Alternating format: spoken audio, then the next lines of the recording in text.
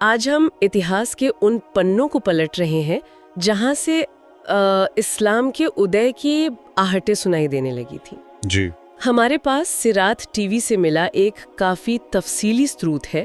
یہ ہمیں پیغمبر محمد صلی اللہ علیہ وسلم یعنی ان پر اللہ کی رحمت اور سلام ہو، ان کے خاندان اور خاص طور پر ان کے دادا عبد المطلب کی زندگی کے بارے میں کافی کچھ بتاتا ہے۔ جی ہاں، اور یہ صرف ناموں کی ایک لسٹ نہیں ہے۔ ہاں بالکل۔ یہ ستروت ہمیں اس زمانے کا جو سماج تھا مکہ کا، ان کے ریتی رواج، ان کی آستھائیں اور جو بڑی گھٹنائیں ہوئیں ان کو سمجھنے کا ایک نظریہ دیتا ہے۔ تو چلیے اس جانکاری کو ذرا کھولتے ہیں پرت در پرت، دیکھتے ہیں کہ عبد المطلب کی کہانی ہمیں اس دور کے بارے میں کیا سکھاتی ہے۔ ہمارا مقصد یہی رہے گا کہ ستروت کی جو باتیں ہیں انہیں آسان بھاشا میں سمجھیں۔ بالکل۔ ستروت کی شروعات ہوتی ہے پیغمبر محمد صلی اللہ علیہ وسلم کے نسب سے، یعنی ان کے خاندان کا جو سلسلہ ہے، جو ونشاولی ہے، اس سے۔ اسے 3 حصوں میں بانٹا گیا ہے نا؟ ہاں، 3 حصوں میں۔ پہلا حصہ عدنان تک جاتا ہے، اس پر تو زیادہ تر جو اتہاسکار ہیں، نسب کے جانکار ہیں، وہ سہمت ہیں۔ ہاں، اس پہ اتفاق ہے۔ جی۔ دوسرا حصہ ہے عدنان سے اوپر حضرت ابراہیم علیہ السلام تک، یعنی ان پر سلام ہو، اور تیسرا پھر حضرت ابراہیم علیہ السلام سے حضرت آدم علیہ السلام تک۔ اچھا۔ ان بات کے 2 حصوں کو لے کر کچھ الگ الگ رائے ہیں یا کچھ انشچتتائیں ہیں۔ سروت میں بھی اس کا ذکر ہے، مگر آج ہم اپنا دھیان پہلے حصے پر رکھیں گے جو سب سے مضبوط مانا جاتا ہے، جس پر سب متفق ہیں اور جو سیدھے طور پر عبد المطلب اور ان کے پریوار سے جڑا ہے۔ ٹھیک ہے، تو پھر کہانی کی شروعات ہوتی ہے ہاشم سے، عبد المطلب کے دادا۔ جی، ہاشم۔ سروت بتاتا ہے کہ وہ مکہ میں بہت عزت دار اور مالدار شخصیت تھے، اور ایک دلچسپ بات یہ ہے کہ ان کا اصل نام تو عمرو تھا۔ ہاں، یہ بات واقعی دلچسپ ہے۔ انہیں ہاشم کہا جانے لگا کیونکہ وہ مکہ آنے والے حاجیوں کے لیے روٹی توڑ کر چور کر کے شوربے میں بھگو کر کھلانے کا انتظام کرتے تھے۔ اچھا۔ ہاشم کا مطلب ہی ہوتا ہے توڑنے والا، اور کہتے ہیں وہ پہلے شخص تھے جنہوں نے یہ طریقہ شروع کیا۔ یہ ان کی مہمان نوازی دکھاتا ہے۔ زبردست مہمان نوازی۔ اس کے علاوہ انہوں نے قریش کے لیے اور بھی کچھ اہم کام کیے۔ بالکل، انہوں نے ہی قریش قبیلے کے لیے وہ گرمی اور سردی کے 2 سالانہ تجارتی سفر ویاپارک یاترائیں ان کا سلسلہ شروع کیا۔ اچھا، یہ جو مشہور قریش کے قافلے تھے؟ جی ہاں، وہی۔ ان کی زندگی کا ایک اور اہم موڑ تب آیا جب وہ تجارت کے لیے ملک شام، یعنی آج کا جو سیریا کا علاقہ ہے، ادھر جا رہے تھے۔ راستے میں وہ مدینہ پہنچے۔ اس وقت نام یاسرب تھا۔ اور وہاں انہوں نے شادی کی؟ جی، وہاں انہوں نے بنی نجار قبیلے کی ایک بہت محترم خاتون تھی، سلمہ بنت عمرو، ان سے شادی کی۔ کچھ دن وہیں ٹھہرے، پھر وہ اپنی اہلیہ کو جو اس وقت حاملہ تھی، امید سے تھی، انہیں ان کے مائکے میں ہی چھوڑ کر شام روانہ ہو گئے۔ اور پھر بدقسمتی سے وہیں فلسطین کے شہر غزہ میں ان کا انتقال ہو گیا۔ ادھر یثریب میں سلمہ کے یہاں بیٹا پیدا ہوا۔ یہ تقریباً 497 عیسوی کی بات ہوگی۔ اچھا۔ بچے کے سر کے بالوں میں پیدائشی طور پر کچھ سفیدی جھلکتی تھی، تو ان کا نام شیبہ رکھا گیا، جس کا مطلب بزرگی یا بالوں کی سفیدی ہوتا ہے۔ تو یہ شیبہ ہی بعد میں عبد المطلب بنے۔ وہ مکہ کیسے پہنچے؟ ہاں، تو جب شیبہ تھوڑے بڑے ہوئے، اندازاً کوئی 10-12 سال کے رہے ہوں گے، ان کے چاچا مطلب کو ان کے بارے میں پتہ چلا۔ مطلب؟ ہاشم کے بھائی۔ جی، ہاشم کے بھائی۔ ہاشم کے بعد قریش کی سرداری مطلب کے پاس آئی تھی۔ وہ بھی اپنے بھائی کی طرح ہی بڑے سخی دریا دل تھے، اتنے کہ قریش نے انہیں فیاض کا لقب دیا تھا۔ فیاض یعنی بہت فیض پہنچانے والا، ادار۔ بالکل۔ تو فیاض چاچا اپنے بھتیجے کو لینے یثریب گئے۔ مطلب یثریب پہنچے، شیبہ کو دیکھا تو کہتے ہیں کہ اپنی بھاوناؤں پر قابو نہ رکھ سکے، آنکھوں میں آنسو آ گئے، بھتیجے کو گلے لگایا اور مکہ لے جانے کے لیے اپنی سواری پر بٹھانے لگے۔ لیکن شیبہ نے شاید پہلے منع کیا۔ ہاں، انہوں نے کہا کہ ماں کی اجازت کے بغیر نہیں جاؤں گا۔ تب مطلب نے ان کی والدہ سلمہ کو سمجھایا کہ بھائی، میں اپنے بھتیجے کو اس کے باپ کے گھر لے جا رہا ہوں، حرم لے جا رہا ہوں، یعنی کعبہ کا جو مقدس علاقہ ہے۔ اس پر وہ راضی ہو گئیں۔ اچھا، اور مکہ میں پھر یہ عبد المطلب نام کیسے پڑ گیا؟ یہ تو بڑا عجیب ہے۔ ہوا یہ کہ جب مطلب شیبہ کو اونٹ پر اپنے پیچھے بٹھا کر مکہ میں داخل ہوئے تو لوگوں نے انہیں دیکھا۔ اب اس زمانے کا جو رواج تھا، لوگوں نے بس اندازہ لگا لیا کہ یہ لڑکا مطلب کا خریدا ہوا غلام ہے۔ ارے! تو انہوں نے کہنا شروع کر دیا عبد المطلب، یعنی مطلب کا غلام۔ اچھا۔ مطلب نے لوگوں کو سمجھانے کی کوشش بھی کی کہ بھئی یہ میرا غلام نہیں ہے، میرا بھتیجا ہے، لیکن لوگوں کی زبان پر وہی نام چڑھ گیا۔ شیبہ کا اصل نام تو جیسے پیچھے ہی رہ گیا۔ کمال ہے، قسمت کا کھیل دیکھیے۔ تو مطلب کے بعد پھر عبد المطلب نے سرداری سنبھالی ہوگی؟ جی، مطلب کا انتقال یمن کے سفر کے دوران ردمان نامی جگہ پر ہوا۔ ان کے بعد عبد المطلب نے اپنے خاندان کی ذمہ داری اور سرداری سنبھالی، اور انہوں نے نہ صرف اپنے باپ دادا کی عزت کو برقرار رکھا بلکہ اس میں اور اضافہ کیا۔ کہتے ہیں وہ اپنی قوم میں اتنے پسند کیے گئے، اتنے مقبول ہوئے کہ ان سے پہلے کوئی اتنا محبوب نہیں ہوا تھا۔ قوم ان سے سچ میں دل سے محبت کرتی تھی، بہت عزت کرتی تھی۔ لیکن سرداری کا راستہ آسان نہیں ہوتا۔ وہ زمین پہ قبضے والی بات کیا تھی؟ کچھ مشکل بھی آئی؟ ہاں، ایک واقعہ پیش آیا۔ ان کے چاچا تھے نوفل بن عبد مناف۔ انہوں نے عبد المطلب کے صحن پر، مطلب ان کے حصے کی زمین یا کہہ لیں آنگن پر، زبردستی قبضہ کر لیا۔ اچھا۔ عبد المطلب نے قریش کے کچھ لوگوں سے مدد مانگی، لیکن انہوں نے کہا کہ بھئی یہ تو تمہارا آپسی خاندانی معاملہ ہے، ہم دخل نہیں دیں گے۔ تو پھر عبد المطلب نے کیا کیا؟ پھر سے باہر سے مدد لی، یثریب سے؟ بالکل، انہوں نے پھر سے اپنے ننیحال یثریب میں بنی نجار قبیلے کو خط لکھا، خاص طور پر اپنے ماموں ابو سعد بن عدی کو۔ جواب میں ان کے ماموں فوراً 80 سواروں کا ایک دستہ لے کر مکہ کے پاس ابتا نامی جگہ پر آ پہنچے۔ 80 سوار؟ جی۔ عبد المطلب نے ان کا خیر مقدم کیا، گھر چلنے کو کہا، لیکن ماموں نے کہا نہیں، پہلے میں نوفل سے نپٹوں گا۔ ارے واہ، سیدھا ایکشن۔ پھر کیا ہوا؟ ابو سعد سیدھے گئے نوفل کے پاس۔ وہ قریش کے دوسرے سرداروں کے ساتھ بیٹھا ہوا تھا۔ ماموں نے اپنی تلوار نکالی اور کہا، اس رب کی قسم جس نے اسے مکہ کو بنایا ہے، اگر تو نے میرے بھانجے کی زمین فوراً واپس نہ کی تو یہ تلوار تیرے پیٹ میں اتار دوں گا۔ باپ رے! نوفل یہ دیکھ کر ایک دم سہم گیا، فوراً بولا، اچھا لو، میں نے واپس کر دی۔ ابو سعد نے وہی موجود قریش کے لوگوں کو اس پر گواہ بنایا۔ پھر عبد المطلب کے گھر گئے، 3 دن مہمان رہے، عمرہ کیا اور واپس مدینہ چلے گئے۔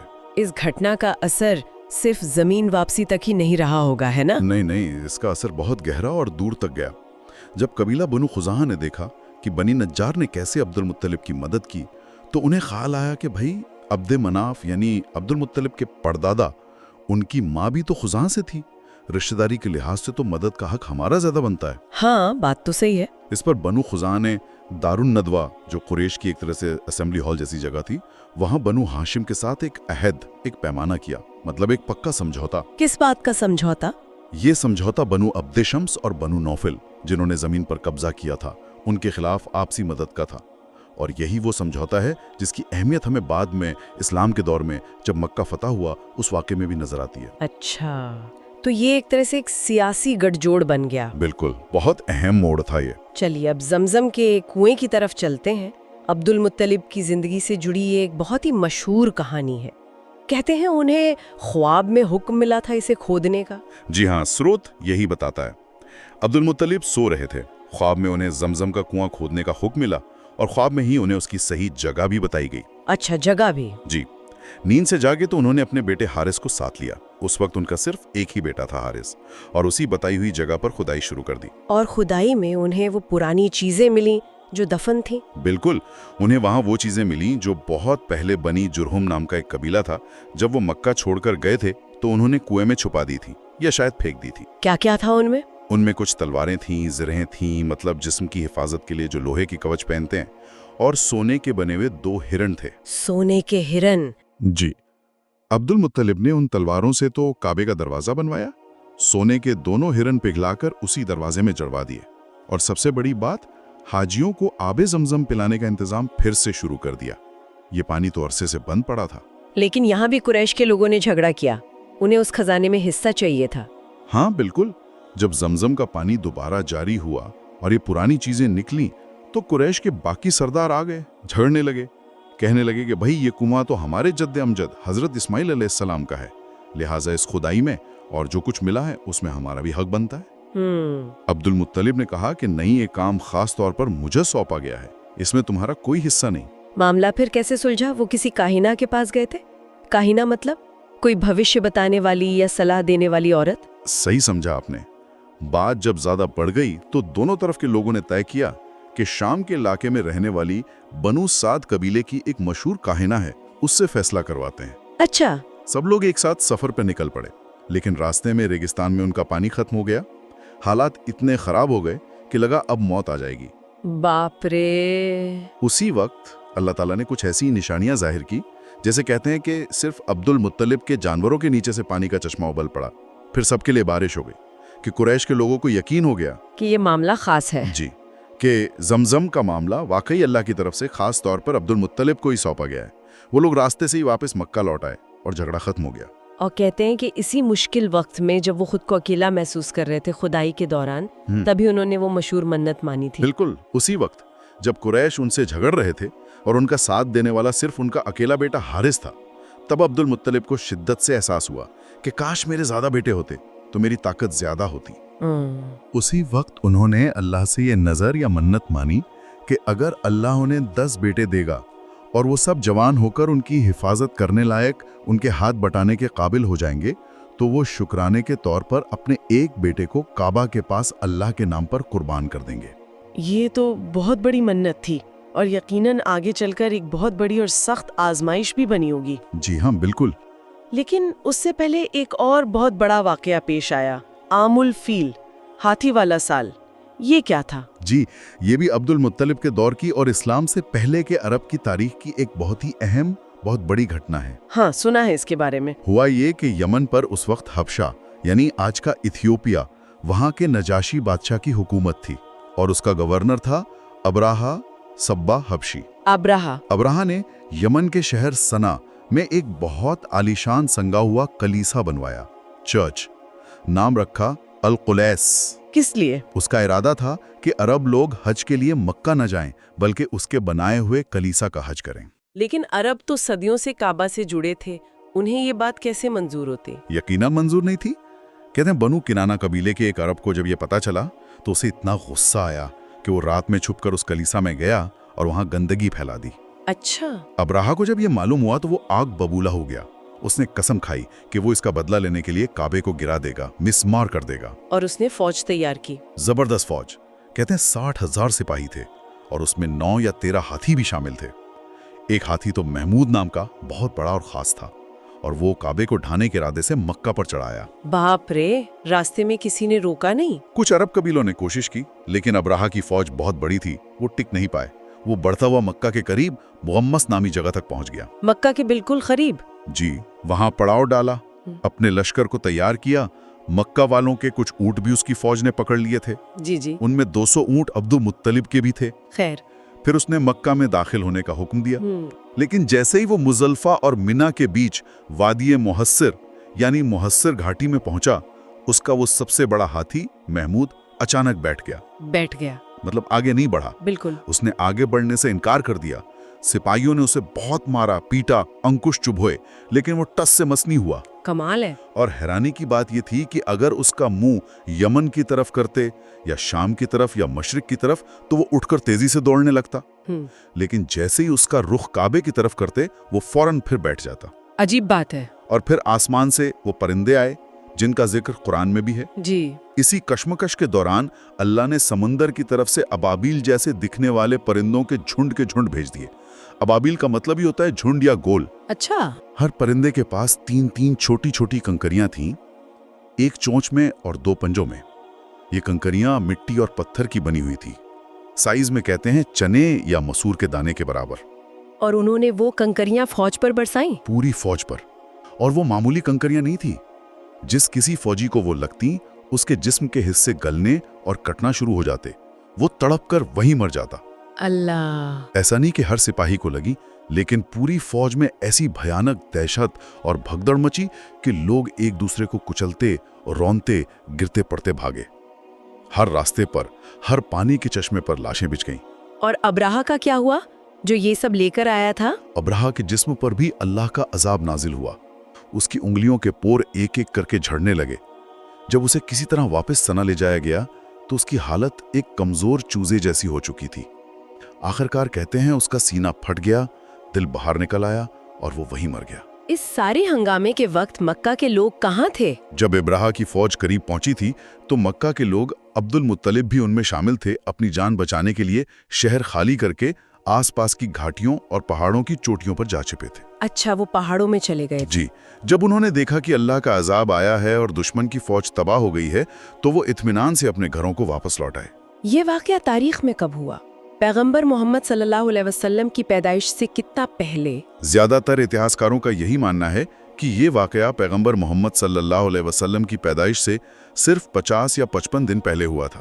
محرم کے مہینے میں عیسوی سن میں دیکھیں تو یہ تقریباً فروری 571 عیسوی کا آخر یا مارچ 571 عیسوی کا شروع کا سمے بنتا ہے۔ تو پیدائش سے بالکل پہلے؟ جی، اور در حقیقت یہ گھٹنا صرف ایک فوجی شکست نہیں تھی، یہ اللہ کی طرف سے اپنے آنے والے نبی اور اپنے گھر یعنی کعبے کے لیے ایک طرح کی کیا کہیں پیش بندی تھی، ایک نشانی تھی۔ ہاں، یہ بات تو ہے۔ سوچئے نا، اس زمانے میں بیت المقدس جو کبھی مسلمانوں کا قبلہ رہا، اس پر بخت نصر جیسے بادشاہوں کا پھر رومیوں کا قبضہ ہو گیا تھا، لیکن کعبے پر عیسائیوں کا جو ابراہہ کے مذہب کے تھے اور اس وقت کے لحاظ سے آسمانی کتاب کو ماننے والے تھے، ان کا قبضہ نہیں ہو سکا، جبکہ مکہ کے باشندے اس وقت زیادہ تر مشرک تھے۔ یہ بہت اہم نکتہ ہے۔ اس واقعے کی خبر اس وقت کی دو بڑی طاقتوں روم اور فارس یعنی ایران تک بھی پہنچی۔ نتیجہ یہ ہوا کہ ساری دنیا کی نظریں کعبہ کی اہمیت کی طرف مڑ گئیں۔ دلوں میں یہ بات بیٹھ گئی کہ اس گھر کو اللہ نے کوئی خاص درجہ اور حفاظت دی ہے۔ حیرت انگیز۔ چلیے اب واپس عبد المطلب کی اس منت پر آتے ہیں جو انہوں نے زمزم کی کھدائی کے وقت مانی تھی۔ جب اللہ نے انہیں 10 بیٹے دے دیے اور وہ جوان ہو گئے تو انہیں اپنی منت یاد آئی ہوگی۔ جی ہاں۔ جب ان کے 10 بیٹے ہو گئے اور وہ ان کی حفاظت کرنے لائق، ان کا ہاتھ بٹانے لائق بن گئے تو انہوں نے اپنے بیٹوں کو جمع کیا، اپنی منت کے بارے میں بتایا۔ بیٹوں نے کہا کہ ابا آپ جیسا چاہیں کریں۔ اس کے بعد عبد المطلب نے ان 10 بیٹوں کے نام لکھ کر قسمت کے تیر نکالے۔ اس زمانے میں کعبہ کے اندر حبل نام کا ایک بڑا بت تھا، اس کے پاس ایسے تیر رکھے جاتے تھے جن سے اہم معاملوں میں قرعہ اندازی ہوتی تھی، لاٹری جیسا طریقہ تھا۔ اچھا، حبل بت کے پاس؟ جی، جب قرعہ نکالا گیا تو نام نکلا عبداللہ کا۔ عبداللہ ان کے سب سے چھوٹے اور سب سے لاڈلے بیٹے۔ بالکل، عبداللہ نہ صرف عمر میں سب سے چھوٹے تھے بلکہ اپنے والد کو سب سے زیادہ پیارے بھی تھے، اپنی خوبصورتی، اپنی پاکیزگی کے لیے جانے جاتے تھے۔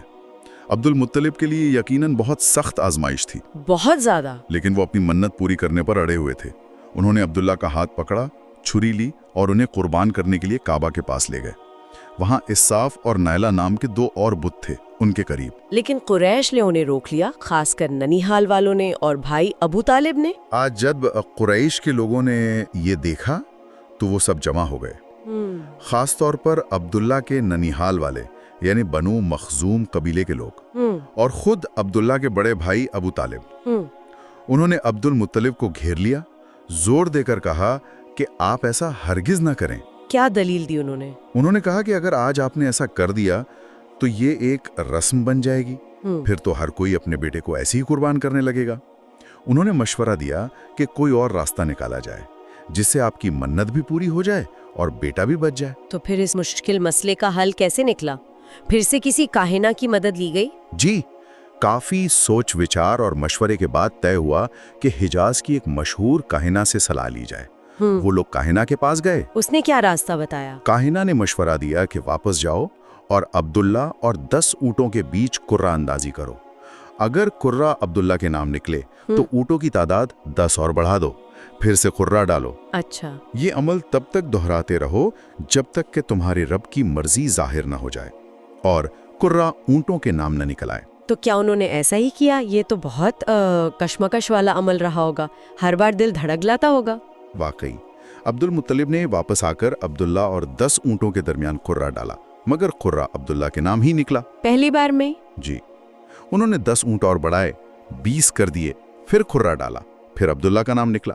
وہ اسی طرح 10 اونٹ بڑھاتے گئے اور قرعہ ڈالتے رہے، لیکن ہر بار عبداللہ کا ہی نام نکلتا رہا۔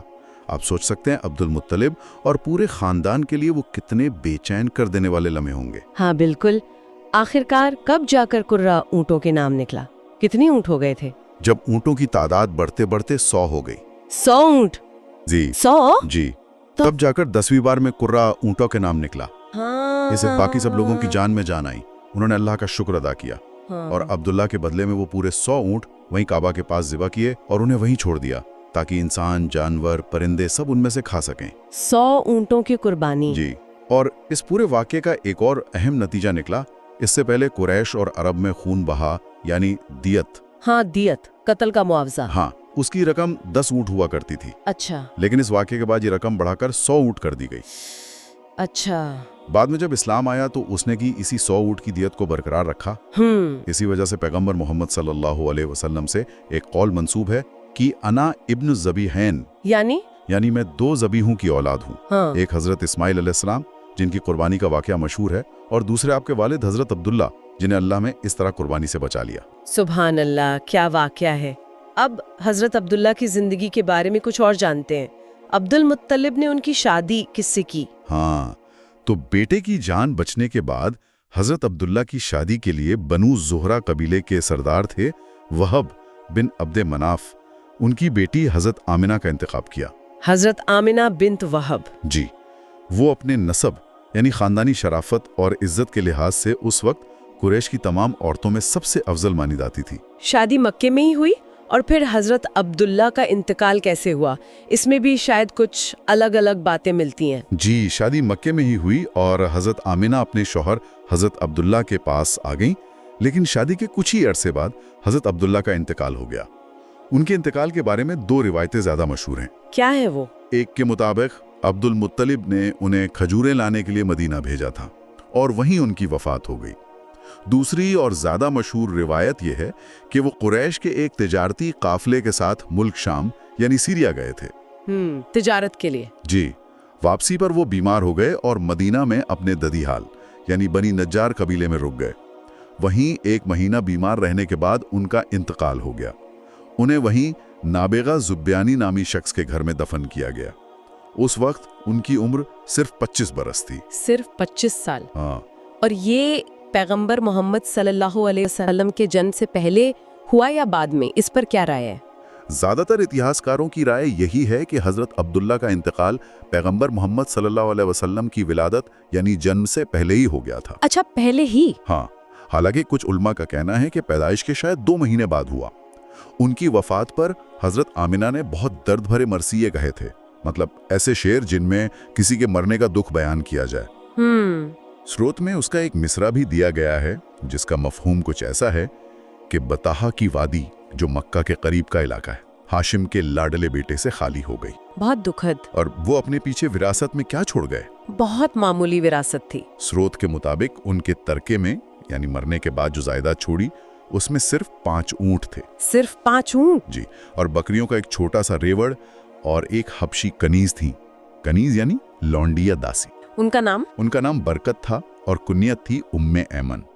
کنیت یعنی وہ نام جو بیٹے یا بیٹی کا نام پر رکھا جائے، جیسے ابو بکر یا ام ایمن، ایمن کی ماں۔ اچھا، ام ایمن۔ جی، اور یہی ام ایمن ہیں جنہوں نے بعد میں پیغمبر محمد صلی اللہ علیہ وسلم کی پرورش اور دیکھ بھال میں ماں کی طرح حصہ لیا۔ حضور انہیں بہت چاہتے تھے۔ تو یہ تھی عبد المطلب اور ان کے بیٹے عبداللہ کی کہانی۔ اس میں ہمیں ایک طاقتور سردار کا نیترتو دکھتا ہے، مکہ جیسے شہر کو جو چنوتیاں تھیں وہ دکھتی ہیں، کچھ حیرت انگیز واقعات ہے اور اس دور کی گہری آستھاؤں کی جھلک بھی ملتی ہے۔